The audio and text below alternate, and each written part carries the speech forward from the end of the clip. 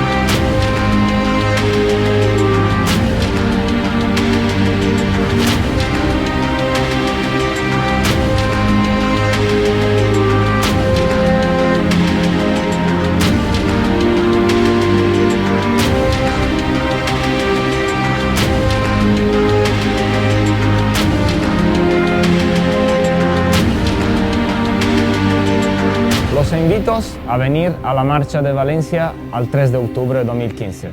Chao.